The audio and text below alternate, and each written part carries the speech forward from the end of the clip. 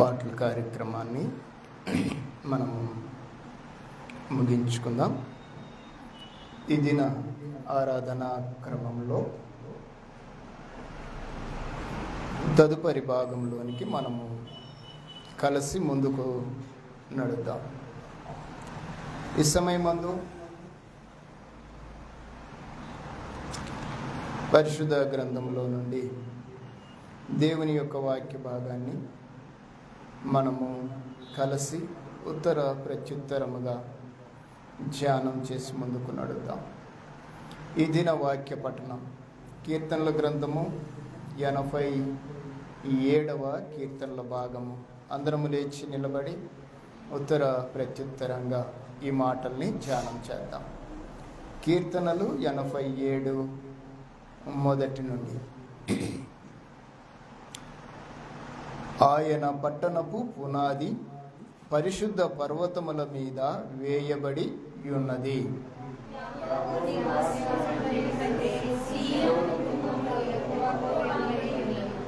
దేవుని పట్టణమా, మనుష్యులు నిన్ను గూర్చి మిక్కిలి గొప్ప సంగతులు చెప్పుకొందురు.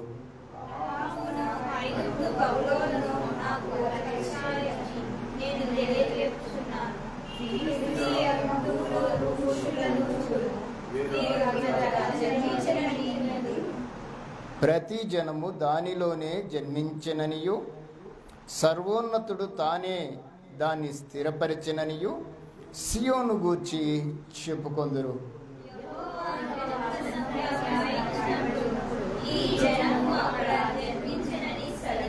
అందరం కలిసి పాటలు పాడుచు వాయిద్యములు వాయించుచు మా ఊటలనియు నీ అందే యున్నవని వారందరూ. దేవుడి మాటలు మన వినికిల్లో దీవించినట్లుగా కూర్చోండి. దేవుని వాక్యం మన ఇంట్లో దీవించుండగా ప్రార్థనతో మనం ముందుకు నడుద్దాం. ఈ సమయంలో మన మధ్యలోకి ప్రభువు నడిపించిన మన ప్రియులు పెద్దలు పౌలన్న గారిని ఆయనకి ఏర్పాటు చేసిన సీట్లో ఆయనకి ఆహ్వానిస్తూ ప్రార్థన చేసుకొని తదుపరి క్రమంలోనికి మనం ముందుకు నడుద్దాం. పరిశుద్ధుడైన తండ్రి, పరలోకమందున్న దేవా, నీకు స్తోత్రములు. మీ ప్రియకుమారుడైన యేసుక్రీస్తు నామములో నీ పిల్లలుగా మమ్మలను మీరు జ్ఞాపకం చేసుకొని మీ చిత్తాన్ని బట్టి మమ్మలను నడిపించి ఈ దినమందు ఈ నూతన పరిశుద్ధ దినములోనికి నిన్ను ఆరాధించటానికి మమ్మలను మీరు తీసుకొచ్చిన విధానానికై స్తోత్రములు తండ్రి. ఇంతవరకు ఈ ఆరాధన క్రమాన్ని ప్రార్థన ద్వారాను, కీర్తనలు పాడుట ద్వారాను, వాక్య పఠనము ఉత్తర ప్రత్యుత్తరముగా ధ్యానించుట ద్వారా ఇంతవరకు మీ యొక్క సహాయం ద్వారా మమ్మలను నడిపించినందుకై మీకు స్తుతులు స్తోత్రములు చెల్లిస్తూ ఉన్నాను. ఈ దినమందు, ఈ సమయమందు, ఈ ఆరాధన క్రమంలోనికి నాయన మాకు కావలసిన ఆత్మీయ ఆహారము కొరకై మమ్మలను మీరు సిద్ధపరచండి. మీరు మాతో మాట్లాడండి. నీ దాసులు మా సహోదరులు తెలియజేయుచున్న వర్తమానం కొరకై మమ్మలను సిద్ధపరచండి. వినగలిగిన చెవులు, గ్రహింపు కలిగిన మనస్సు మాకందరికీ దయచేసి వాక్యానుసారమైన క్రమంలో మేము నడుస్తూ అనేకులను నడిపించినట్లుగా నీ సైనికులుగా, నీ పౌరులుగా, నీ బిడ్డలుగా మమ్మల్ని అందరినీ ఆయత్తపరచమని మమ్మలను కార్యక్రమం అంతటిని మీ దయగలిగిన స్థలకు సమర్పించుకుంటూ యేసుక్రీస్తు నామములో ప్రార్థన చేస్తున్నాం మా పరమ తండ్రి, ఆమేన్. ఈ సమయంలో దేవుని మాటలు మనం విందాం. మీరు మీ యొక్క నోట్బుక్లు, పెన్నులు, గ్రంథాన్ని తీసి ఉంచుకోండి. మన మధ్యలో పౌలన్న గారు ఉండటం సంతోషం. వారు మనతో ఈ దిన వర్తమానాన్ని మనతో పంచుకుంటారు. శ్రద్ధగా మీరు ఆలకించవలసిందిగా మిమ్మల్ని కోరుకుంటూ అన్నగారిని ఆహ్వానిస్తూ ఉన్నారు.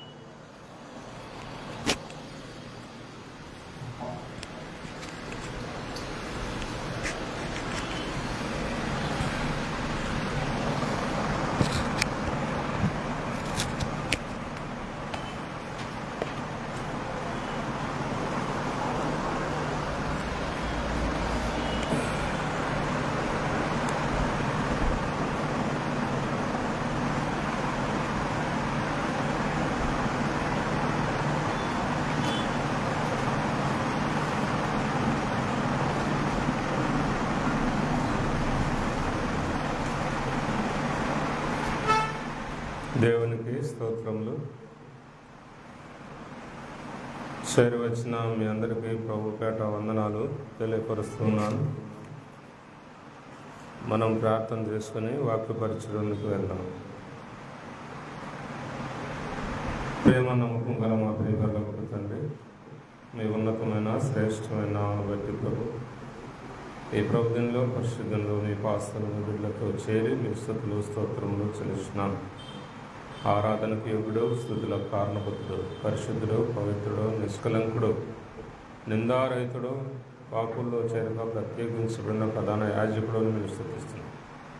పాపులము దౌర్భాగ్యులమైన మమ్మల్ని నా ప్రభావాలు జ్ఞాపకం చేసుకుని మీ మహిమను, మీ కృపను, మీ దయను మాపించి ఒక చిన్న మందగా మమ్మల్ని చేర్చిన మీ దాన్ని బట్టి మీకు వందనాలు. ఇంతవరకు జరిగించిన కార్యక్రమం బట్టి స్తోత్రం. మాలోను మాతోనూ ఉండమని ఇప్పుడు వాక్య పరిచయం అల్పును ఐదును మీరు ఏదైతే సిద్ధపరిచారో మీ బిడ్డలతో మీరే మాట్లాడమని వినే చేరు ప్రజలు దయచేయమని మీ స్వాగతం ఉంచుకొని మీ ఆత్మీయ జ్ఞానంతో నింపుకొని కూడికంతగా మీరు ఉండమని ఏ స్నామంలో ప్రార్థిస్తున్నాం తండ్రి, ఆమేన్. దేవునికి స్తోత్రములు. మనము అనేక సార్లు వాక్య పరిచర్యలో మాట్లాడట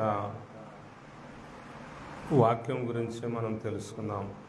యెరూషలేమును గురించి మనం తెలుసుకుందాం. ఈ వర్తమానము మనము అనేక సార్లు విని ఉండవచ్చు. మరొకసారి యెరూషలేము యొక్క ప్రత్యేకత, యెరూషలేము యొక్క ప్రాధాన్యత గురించి మనం కొన్ని విషయాలు తెలుసుకుందాం. మత్తయి సువార్త 5వ అధ్యాయము 35వ వచనం మనం చూద్దాం. మత్తయి సువార్త 5వ అధ్యాయము 35వ వచనం. భూమి తోడనవద్దు, అది ఆయన పాదపీఠము. యెరూషలేము తోడనవద్దు, అది మహారాజు పట్టణము. భూమి తోడు అనవద్దు, యెషయా గ్రంథం 26 రాయబడింది. ఆకాశమైన సింహాసనం, భూమి ఆయన పాదపీఠమని. అయితే మనము యెరూషలేమును గురించి చెబుతున్నాం. యెరూషలేము మొట్టమొదటిగా, యెరూషలేము అంటే అది మహారాజు పట్టణం, మహారాజులు నివసించే పట్టణం. అది సామాన్యులు నివసించే పట్టణము కాదు. అందులో ఎవరు ఉంటారంట? మహారాజు పట్టణం. ఒకటి గుర్తుపెట్టుకోవాలి. రెండవ విషయానికి వస్తే, ఆ మహారాజు పట్టణము ఎలాంటి పట్టణం, అందులో ఉన్నటువంటి ప్రత్యేకత ఏమిటి అని మనం చూస్తే, యెషయా గ్రంథము 52వ యెషయా 52వ అధ్యాయము మొదటి వచనంలో మనం చూస్తే, యెరూషలేము అనగా పరిశుద్ధ పట్టణము. యెరూషలేము అంటే ఏంటమ్మా? పరిశుద్ధమైన పట్టణము. యెషయా 52 మొదటి వచనంలో వ్రాయబడి ఉంది. ఉందమ్మా? తీయలేదా?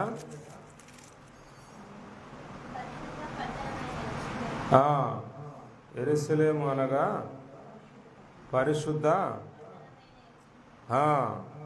పట్టణమైన యెరూషలేమా, నీ సుందర వస్త్రమును ధరించుకును. సరే, సుందర వస్త్రములు ఒకటి మహారాజు పట్టణము, రెండోది పరిశుద్ధ పట్టణము.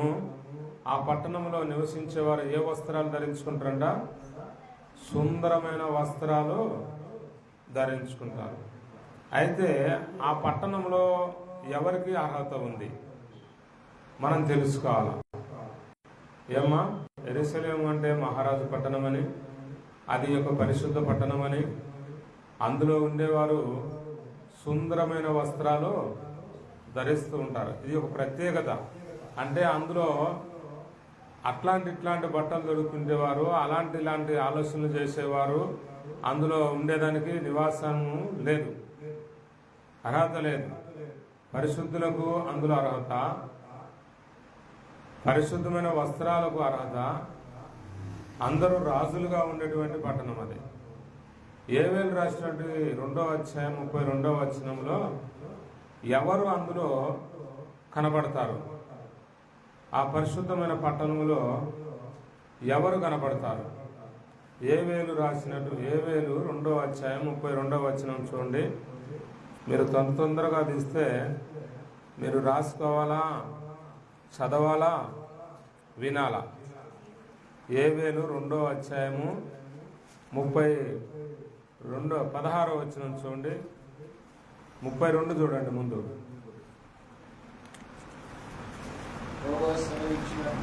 యెహోవా సెలవిచ్చినట్లు 32వ వచనం. యోవేలు 2:32 అదేనా?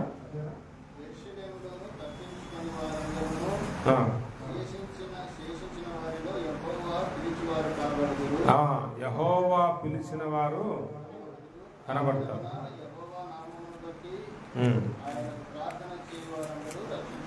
రక్షించబడతారు. 32వ వచనం అంటున్నాడు, యెరూషలేములో తప్పించుకున్న వారందరూ, శేషించిన వారిలో యెహోవా పిలుచువారు కనబడతారు.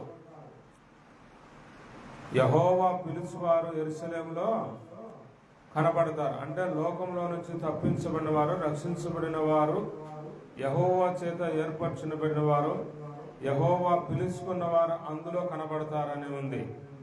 అంతేకాకుండా యెరూషలేములో 16వ వచనం చూడండి. యెరూషలేములో ఏమి వినబడుతుంది? యోవేలు రాసినటువంటి 3వ అధ్యాయము 16వ వచనంలో అక్కడ ఏమి వినపడుతుంది చూడండి.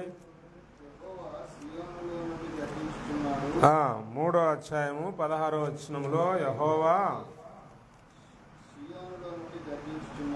సియోనులో నుండి గర్జించుచున్నాడు, యెరూషలేములో నుండి తన స్వరము వినబడజేయుచున్నాడు.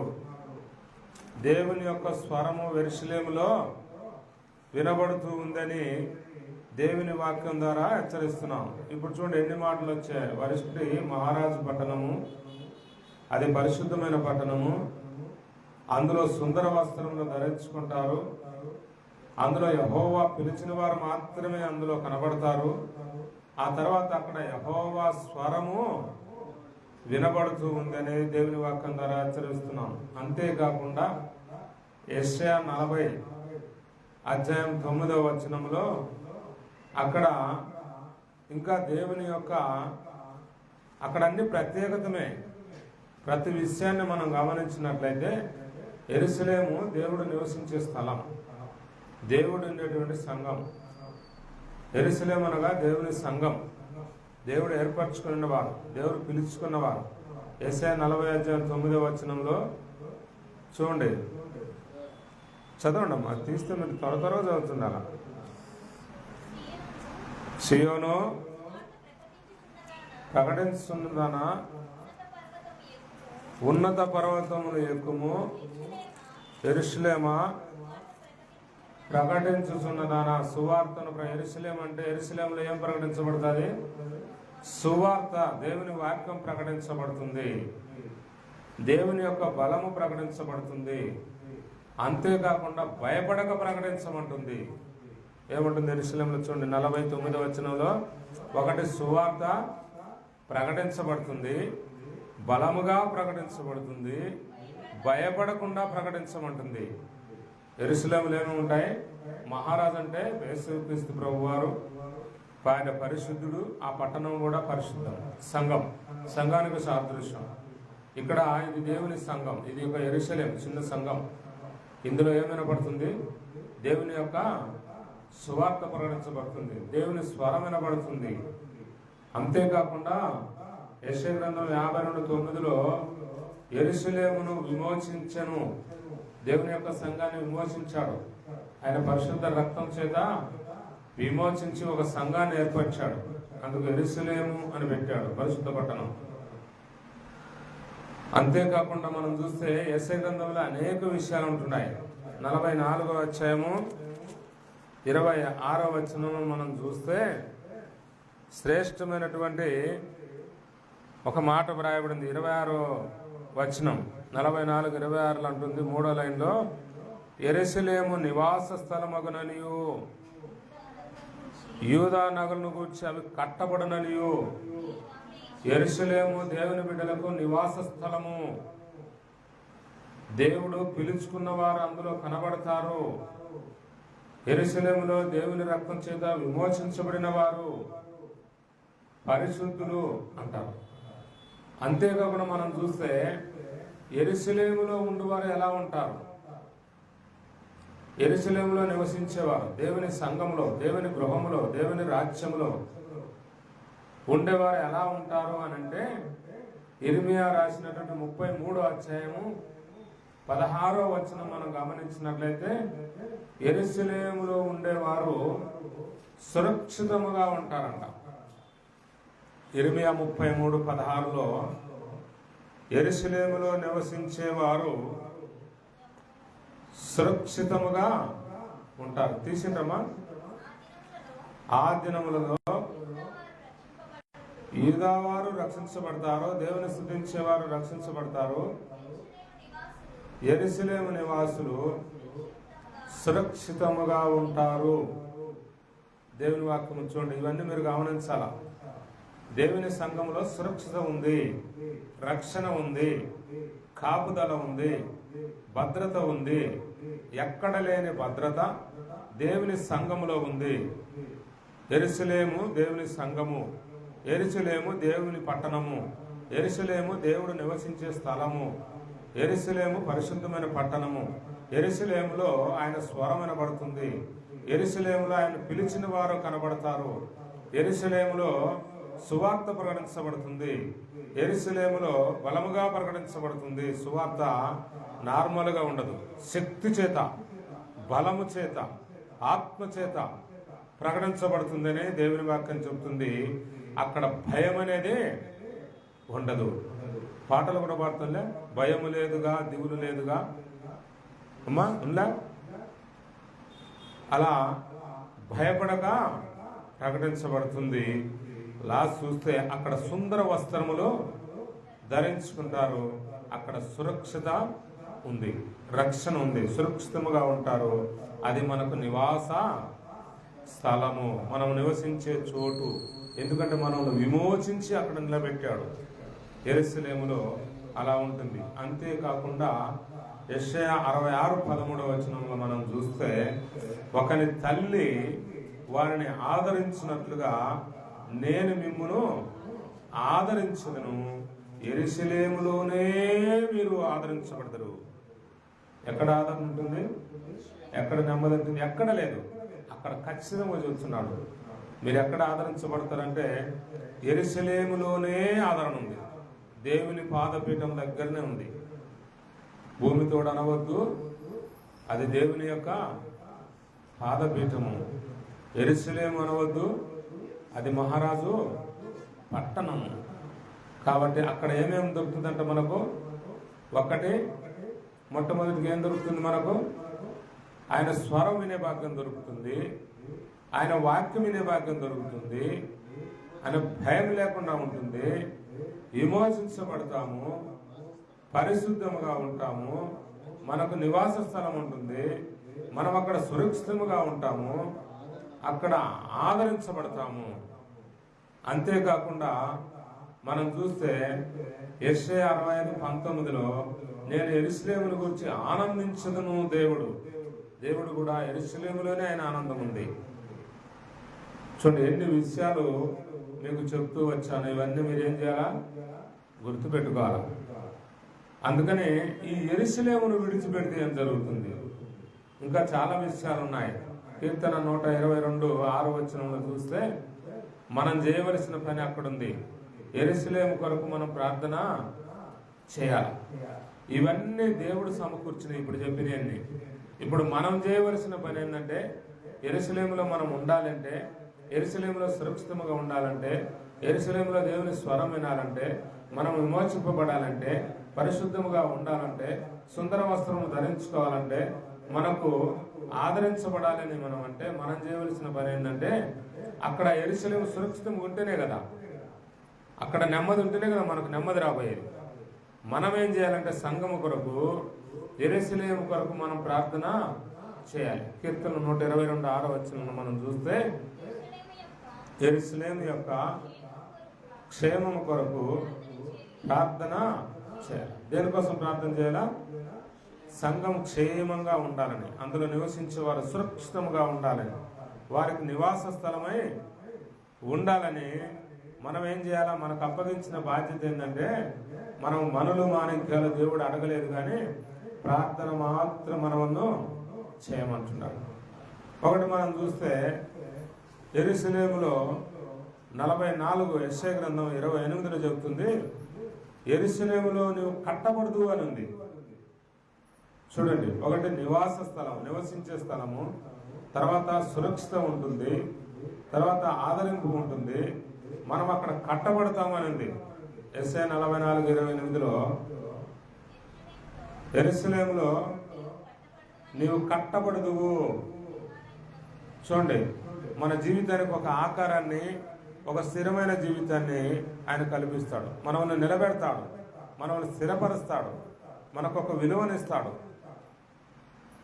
ఏం చేయబడతాం? మనము కట్టబడతాము, సురక్షితంగా ఉంటాము, దేవుని స్వరం వినపడతాము, దేవుని మందిరంలో మనం కనబడతాము, మనకు నివాస స్థలముగా ఉంటుంది, మనం ఆనందంగా ఉంటాము, విమోచించబడ్డాము.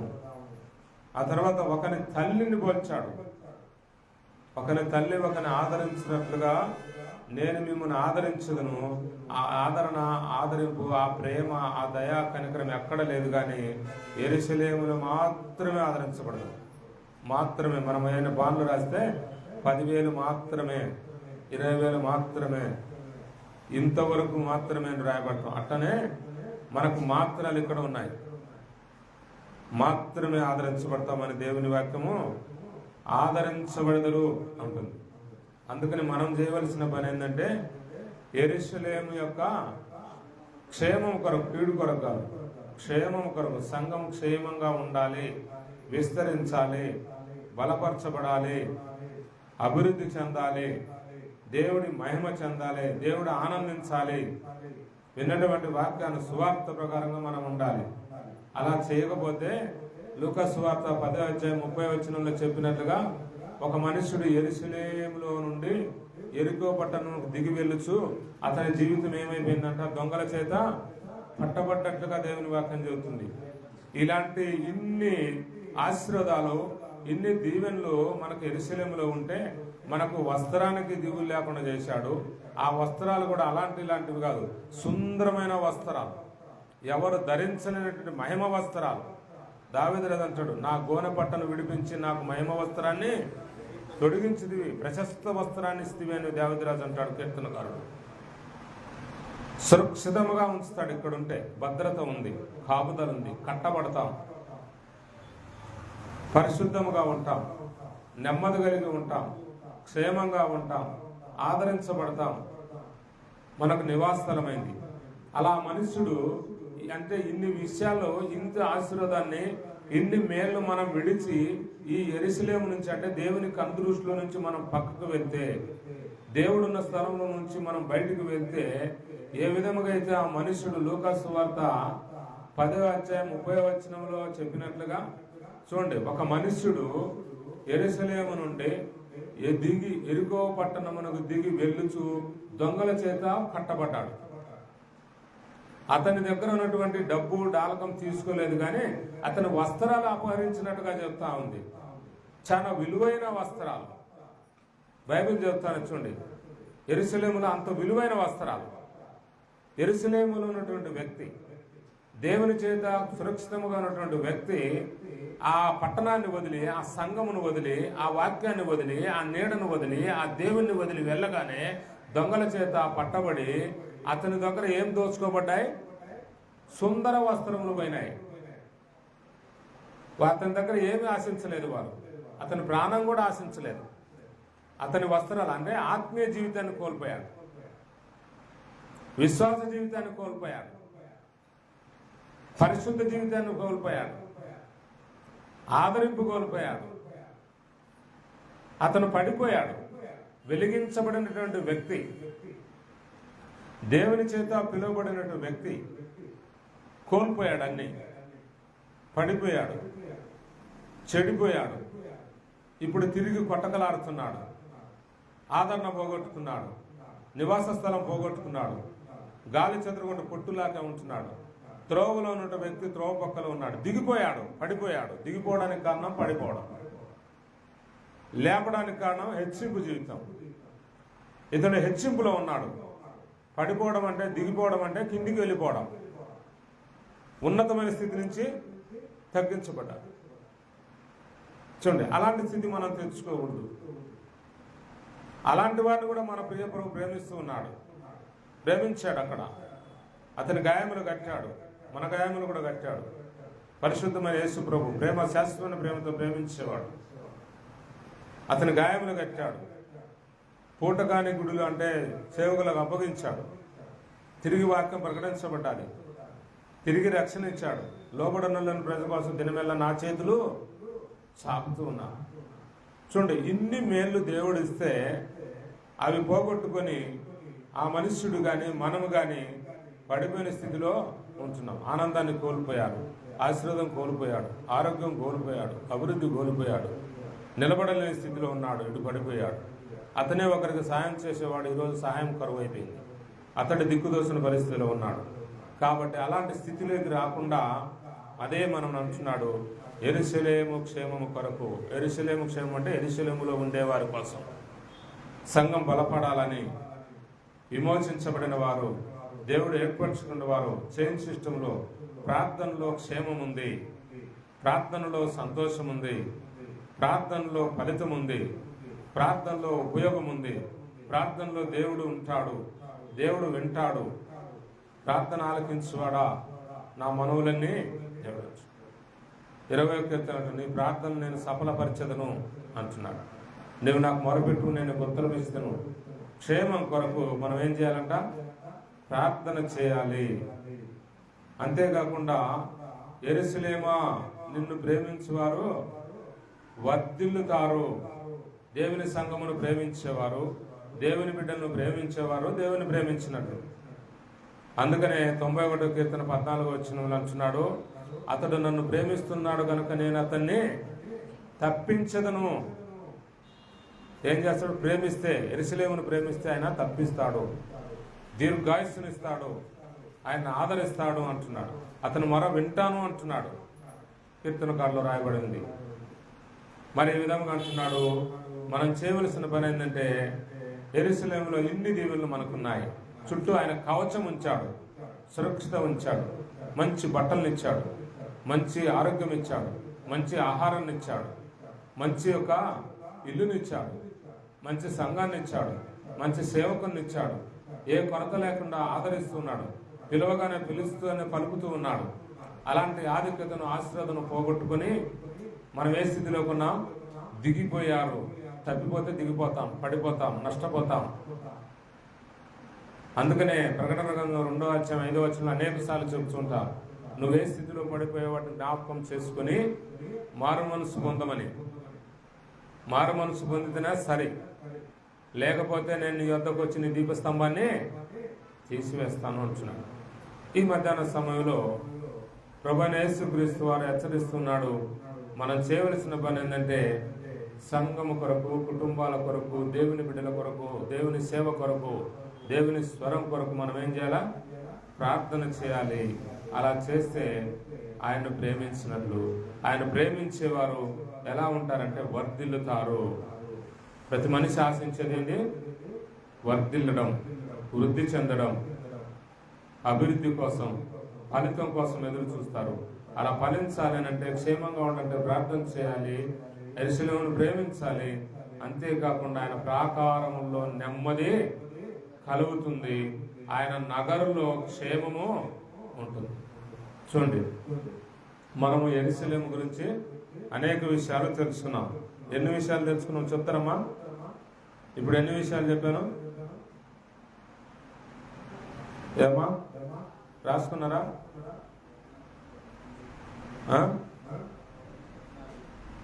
14 అంటున్నాడు డాడీ. 14 రాసుకున్నారు, కరెక్ట్గా ఉన్నాయి, 14 ఉన్నాయి. 14 విషయాలు వచ్చినాయి. మరి మనము వీటిలో ఎన్నిటిలో ఉన్నాం? ఒకటి పరిశుద్ధ పట్టణం అని, మహారాజు నివసించే పట్టణం అని, మనకు నివాస స్థలం అని, దేవుని స్వరం వినబడుతుందని, అందులో దేవుని పిలిచేవారే కనబడతారని, సువార్త ప్రకటించబడుతుందని, బలముగా ప్రకటించబడుతుందని, భయపడక ప్రకటిస్తుందని, కట్టబడతారని, నివాస స్థలమని, విమోచించబడతారని, సురక్షితంగా ఉంటారని, ఆనందం ఉంటుందని, ఆదరించబడతారని, ఎన్ని విషయాలు చెప్పాను చూడండి. మనకేమో కొద్దిగానే ఇచ్చాడు, ఇన్ని ఇచ్చాడు ఎరుసలలో. మనం ఏం చేయమన్నాడు? ఒకటి ప్రార్థించమన్నాడు, ప్రేమించమన్నాడు. అర్థమైందమ్మా? 2 విషయాలు మనకు అప్పగించాడు. ఒకటి ప్రార్థించమన్నాడు, 2ది ప్రేమించమన్నాడు. ప్రేమిస్తే వరిదిరుతాం, ప్రార్థిస్తే క్షేమం వస్తుంది, ఆయన నగరంలో క్షేమం ఉంటుంది, నెమ్మది. ఆయన ఎక్కువ ఇస్తాడు, మనం తక్కువ కోరుకుంటాడు. ఆయనకు మనకి ఇచ్చేది విస్తారంగా ఇస్తాడు, మనల్ని అడిగేది కొద్దిగా అడుగుతాడు. భారమైన భారము మన మీద ఆయన మోపడు. కాబట్టి ఈ యెరూషలేములో మనం ఉందాం, ప్రార్థన జీవితం కలిగి ఉందాం, దేవుని ప్రేమించేవారుగా ఉందాం, దేవుని యొక్క సంఘం విస్తరణ కోసం, దేవుని సువార్త బలపడాలని, దేవుని నామం ప్రకటించబడాలని, అనేక మంది రక్షణ పొందాలని మనం ఏం చేయాలా? ప్రార్థన చేయాలా. కాబట్టి ఈ అమూల్యమైన సమయాన్ని మరి అన్నగారు మనకు ఇచ్చి అనుకోని రీతిలో ఈ లేఖనాలు ద్వారా మీతో గడిపే భాగ్యాన్ని ఇచ్చిన దేవునికి వందనాలు తెలుసు, అన్నకు వందనాలు తెలుసు, మీకు కూడా ప్రత్యేకమైన వందనాలు తెలుస్తూ ముగిస్తున్నాను.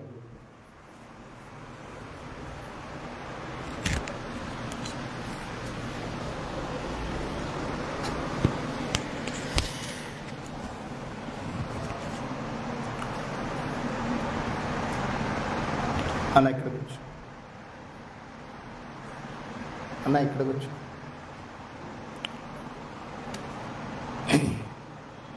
వాక్యం విన్నారా? ఏమర్థమైంది? యెరూషలేము అంటే ఏంటో అర్థమైంది. ఏ యెరూషలేము? భూమి మీద ఉండబడిన యెరూషలేమా, పైన ఉన్న యెరూషలేమా?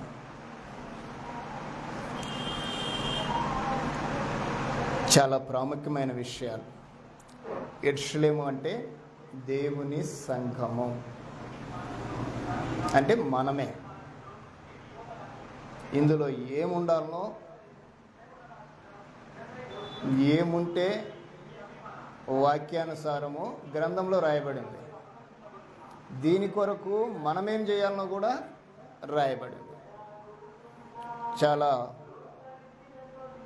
ప్రాముఖ్యమైన విషయాలు, ప్రశస్తమైన విషయాలు, ఇంకా చెప్పాలంటే ప్రాసలో ప్రత్యేకమైన విషయాలు. దేవుడు అన్నగారి నోట ఉంచి మనతో పలికించిన విధానాన్ని బట్టి నేను ప్రత్యేకమైన వందనాలు అన్నగారికి తెలియజేస్తూ ఉన్నాను. చాలా ప్రాముఖ్యమైన విషయాలు నేను అన్ని రాసుకున్నాను, మీకు వాట్సాప్లో పెడతాను. రాసుకోకపోతే ఖచ్చితంగా రాసుకోవటానికి ప్రయత్నం చేయండి. యెరూషలేములో ఇన్ని విధానాలు ఉన్నాయి. యెరూషలేమును వదిలితే ఏముందో కూడా తెలియజేశాడు. యెరూషలేమును వదిలితే ఏముందో అంటే దేవుని సంఘాన్ని, దేవుని కుటుంబాన్ని, దేవుడు మనకిచ్చిన ఆత్మీయతను వదులుకుంటే ఏం జరుగుతుందో కూడా గ్రంథంలో దేవుడు గ్రంథస్థం చేశాడు. కలిగి ఉంటే ఏముంటుందో దాని కొరకు మనమేం చేయాలనో తెలియజేస్తూ, దాన్ని వదులుకుంటే ఏమవుతుందో లేఖనాలను ప్రభువే మాట్లాడిన మాటల్ని మనం చూసాం.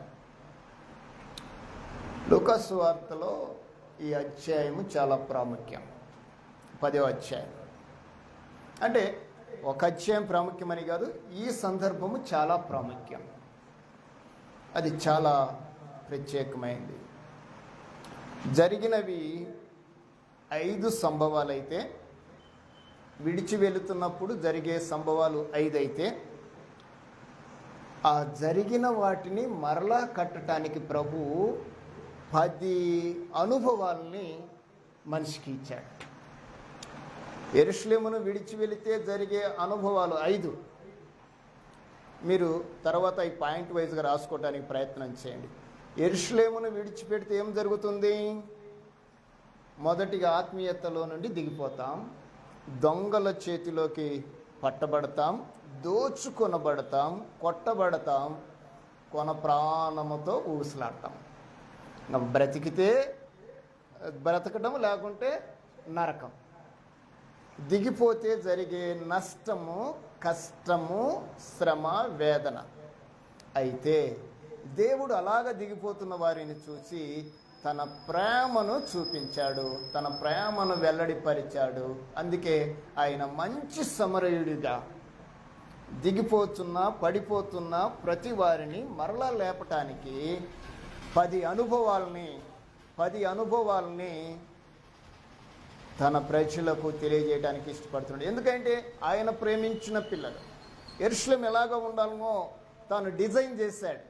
ఆ డిజైన్ చేసింది ఏదైనా డిస్టర్బ్ అయితే, దేవుడు డిజైన్ డిస్టర్బ్ అయితే, ఆ డిస్టర్బ్ని, అంటే ఆ చెడిపోయిన దాన్ని మరలా బాగు చేయటానికి దేవుడు 10 అనుభవాల్ని ఉంచాడు.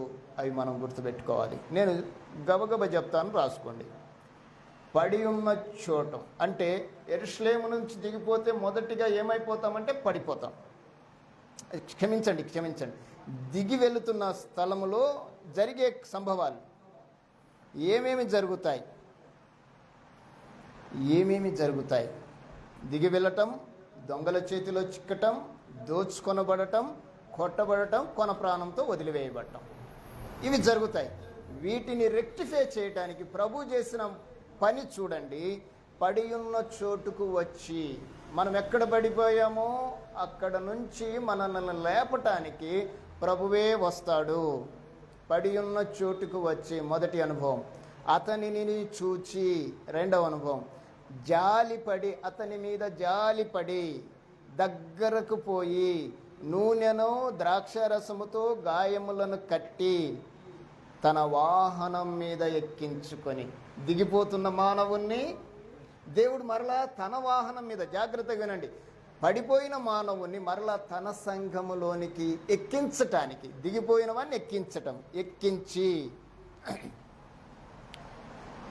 ఒక ఇంటికి తీసుకొని వచ్చి, ఎక్కించిన వాడిని ఒక ఇంటికి తీసుకొని వచ్చి, అనగా సంఘానికి మరలా తీసుకొని వచ్చి అతనికి పరామర్శను తెలియజేసి ఆ ఇంటి యజమానునికి బాధ్యతను అప్పగించిన క్రమాన్ని మనం చూస్తాం. ఎవరిని? యెరూషలేము నుండి దిగిపోతున్న మానవుణ్ణి దేవుడు మరలా ఎక్కడికి తెచ్చాడంటే మరలా యెరూషలేముకి తీసుకొచ్చి ఇంకా దిగిపోకుండా ఒక మనుష్యునికి అప్పగించాడు, అతనికి బాధ్యతనిచ్చాడు. ఇదిగో ఇతని విషయంలో జాగ్రత్త, ఇతను నువ్వే చూసుకో అని. ఈరోజు సంఘము మీద దేవుడు తన బాధ్యతనుంచాడు. ఈ విషయాల్ని మీరు మనసులో పెట్టుకోనండి. ఈ విషయాలు మనసులో ఉంటే మనం ఎప్పటికీ దిగిపోం. పరమందున్న దేవుడు నీ కోసం చేసిన ప్రయత్నము ఎంత ఉన్నతమైందో మనము గమనించగలిగితే దిగిపోము. ఎప్పటికీ కూడా దేవుని కుటుంబముతోనే, నిత్యము ఆయన సన్నిధిలోనే ఏమైతే ఈ 14 విషయాలు కనిపించబడినాయో వాటన్నింటిని మనం అనుభవిస్తాం. అట్టి స్థితి దేవుడు మనందరికీ దయచేయునుగాక. మరొకసారి చక్కటి వర్తమానాన్ని అందించిన అన్నగారికి నా యొక్క హృదయపూర్వకమైన వందనాలు చెల్లిస్తూ ఆరాధన క్రమంలోనికి మనం ముందుకు నడుద్దాం. ప్రభురాత్రి భోజన కార్యక్రమం కొరకై ఇద్దరు స్తుతులు చెల్లించండి. ప్రభు బల్ల నిమిత్తము కార్యక్రమంలో మనం ముందుకు నడుద్దాం.